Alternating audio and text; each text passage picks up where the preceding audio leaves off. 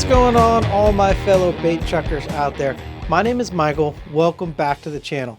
Thank you so much for clicking on the video today. And as I'm sure you saw from the title, we kind of have a big problem on our hands. So in today's video, unfortunately, there will not be any bait making going on because we need to address a little issue with the Siren Scales that just launched, because it was brought to my attention that the Siren Scales do in fact have an issue with, well, I guess we're calling bleeding or leaching. We're not really sure. I'm not really sure how to classify it at this point right now. Still trying to figure out exactly what is going on. But, you know, I wanted to get out in front of it because it's not right. It doesn't meet the standards that I have set forth so far, you know, for 8-Bit Baits and our products. And so I wanted to use this video to kind of talk about it, let you all know kind of what I think is going on. But also, you know, look, this is my mishap. This is something that I should have fully tested, and I did not fully test it all the way. And so, unfortunately, you know, we got to make it right. And so, what the plan is so far is anyone who's made an order up to this point of the Siren Scales, we will be offering you full store credit for your purchase of the different jars of Siren Scales. So you can reply to your order email, reach out to me directly, Michael at 8bitbaits.com. You know, this one's going to hurt, you know. I think it's probably going to hurt my ego more than anything because it's my own goof up. But I want to talk a little bit in this video about what's going on and how I plan to address it, because I need a lot of your guys' input too. You know, where we're at with 8-Bit wouldn't be here without all of you in the community. So I really do look into the comment section. I try and reply to all the comments because I know that, you know, you all are the ones who are supporting what we're doing here at 8-Bit Baits.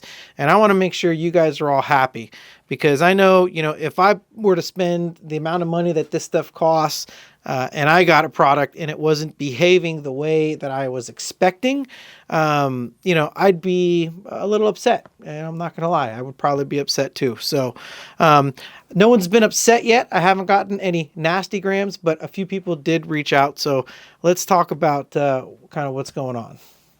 So we launched the Siren Scales last week. You know, sent the units out to all of the influencers that are making videos, you know, and this slipped by me, slipped by all of my influencers. And it wasn't until I got a kind of a direct message, actually, I think it was the first message I got from someone on Instagram. And they said, hey, just an FYI, the Sub-Zero scales are bleeding. And I immediately thought to myself, like, well, bleeding, what, you know, that's impossible. There's no pigment, like there's nothing to bleed. They're silica dioxide flake, you know, it's all light refraction. The way that it works is when the light hits the different dielectric layers, that's what you see kind of refracting out the other side. So, you know, when the person mentioned bleed, I was like, no, that certainly shouldn't be happening. That doesn't make sense. You know, and right on the spot, it's like, hey, like, happy to replace it, or, you know, offer you a refund.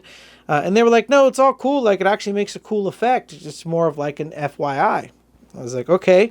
Came home, did some tests myself, and sure enough, in clear plastisol, it turned the plastisol a little bit kind of a purplish, pinkish color.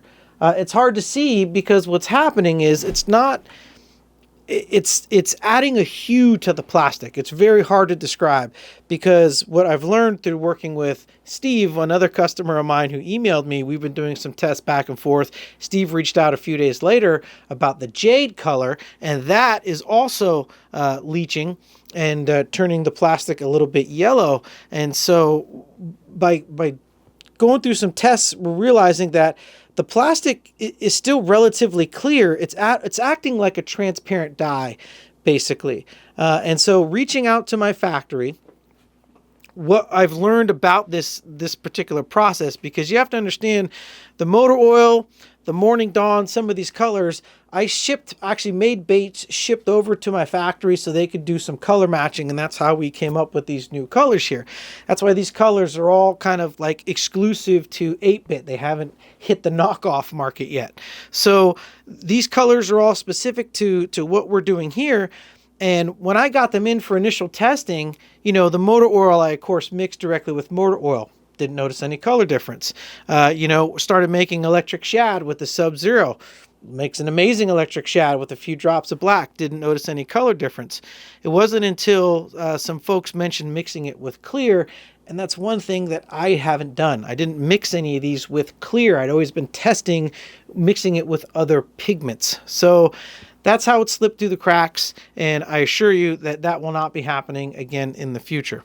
What we think is happening, though, working with the factory, is that, as I mentioned, there's not really anything to bleed. The flakes are made of silica dioxide, and they're bonded with the titanium dioxide coating. I'm not a chemist. I don't know how it works, but that's, what makes them so unique, heat resistant, the fact that they don't crumple and they still remain bright and have all of their shine in super high heat. They're chemical resistant as well.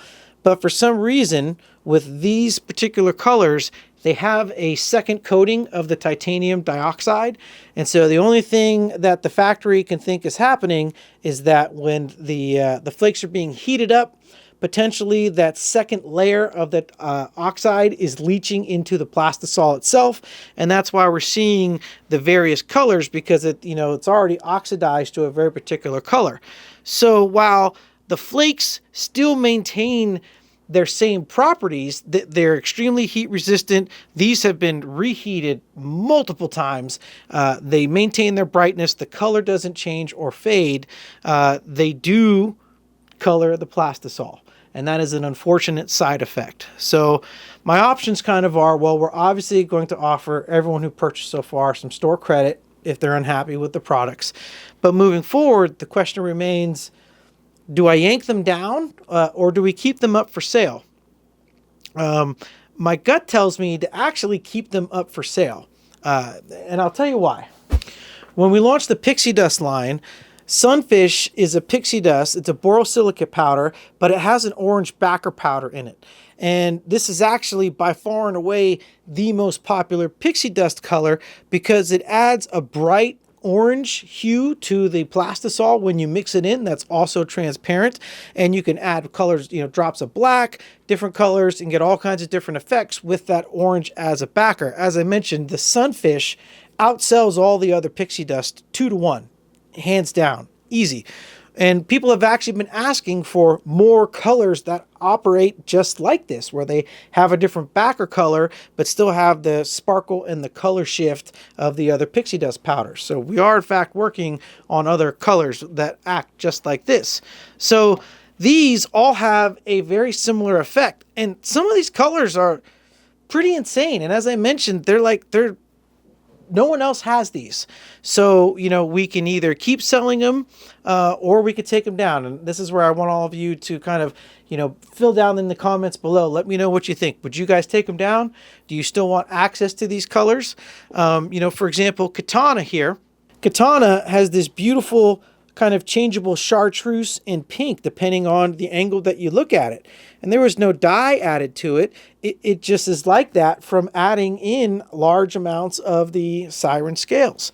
If you add a couple drops of black to that same Katana that's already faded from the clear, just 2 drops of black, 3 drops of black, and now you get a color that acts very similar to Dead-On's Kiwi. It's like a green and brown changeable.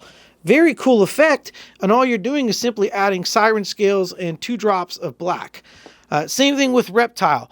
Reptile gives you this amazing chartreuse colored bait. It's this awesome bright transparent yellow chartreuse going on. You add 2 drops of black and you get just this most amazing yellow to green color shift. It looks awesome. I mean, this is going to be in every topwater frog I make from here on out. I mean, this is just insane. So, I'm not trying to hype them up. I mean, they didn't behave as planned. So, one suggestion was, do we list them on the site, and do we list them as maybe bleed versus non-bleed, in terms of Siren scales, the same way pigments have bleed and non-bleed pigment? Do we list them change the photography around to show the colors, you know, both in clear as well as a couple drops of black.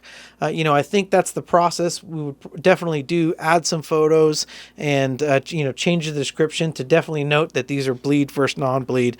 But, you know, let me know in the comment section down below.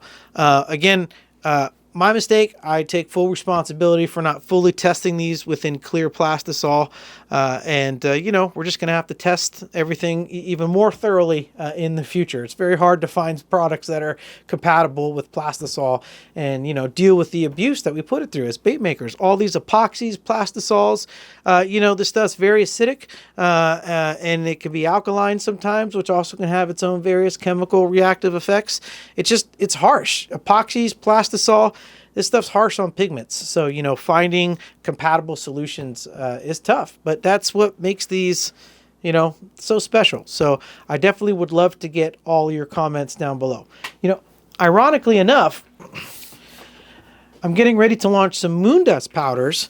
And so I had some moon dust powders that have a very similar thing going on where, you know, some of the pigments don't bleed at all. And some of these pigments, which look like when they're ground up in the jar, look like they have backer powders in them. So, you know, this one here, I've been codenamed Blanca right now because it has a green backer, but it has an orange, you know, shift to it.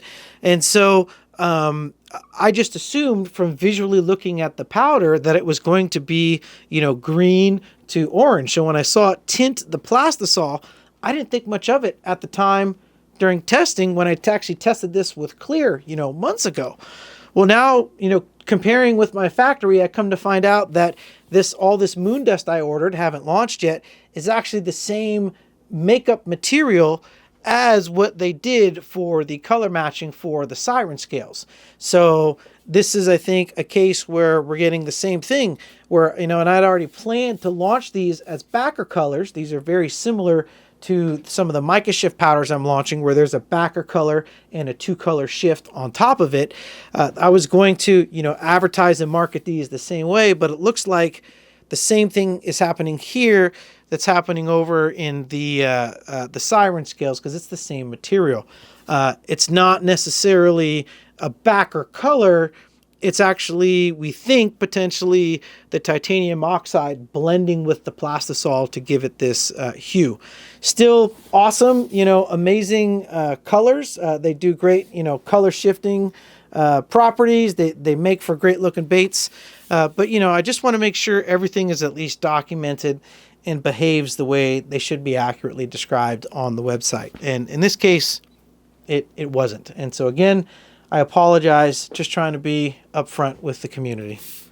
So that's where we're at, everybody. Again, if you had an order placed before today and you are unhappy, please reach out to me, Michael at 8-Bit Baits, or you can reply to your order email and we will get some store credit applied to your account. Again, I apologize for that. And I'm also sorry that we had to take up this week's video for something like this. You know, there's a lot of you that don't buy 8-Bit Baits. You come for the entertainment. You may have already checked out at this point, which is totally understandable. But, you know, I appreciate everybody watching and sticking through with this type of video. It's unfortunate, but look, I want to get out and do the right thing. I think it's what's best for, you know, 8-Bit and all of you as bait makers. I want to make sure you guys are all happy because, like I said, without you, none of this would be possible. This was a tremendous launch. A lot of you showed great support, which is also why I wanted to get out and make this video because I feel real bad that this is even happening. But, you know, the company itself is growing to the point where we're in the process of moving and my wife is actually going to be quitting her job, her day job, to work doing bookkeeping and helping with packing orders and stuff for 8-Bit full time. It's a big step for the company and we just want to make sure we're getting off on the right foot with you know, all of you in the community. So again, thank you. Tune in next week. We'll have a better video for you. This is not the video I wanted to do to show off the 4-inch Epic Prey baits. Again, huge shout out to Epic Bait Molds for supplying this 4.1-inch Epic Bait Mold. We will be doing a proper video. The original video planned for this was going to be a color matching of the Clear Lake Hitch. We're making some baits for James, another edition of that Pro Series video series I have set up in the playlist I mentioned last week. So stay tuned for that. We'll try and drop it earlier in the week if possible. We'll try and double up, but wanted to get this informational video out to all of you. And again, apologize. But, you know, if you all think these colors are cool and you think we should still keep them up on the site, let me know and we will. Otherwise, you know, we'll take them down and we'll call it a wrap on these new colors. So thanks for watching, everybody. You know, I apologize. It's not the video I wanted for this week, but yeah, it is what it is. I appreciate everybody's support and hopefully understanding. Until next time, y'all know who it is. Your friend on this end, Michael, out here around these Delta sloughs, reminding you to keep on chucking. I'll get back with you.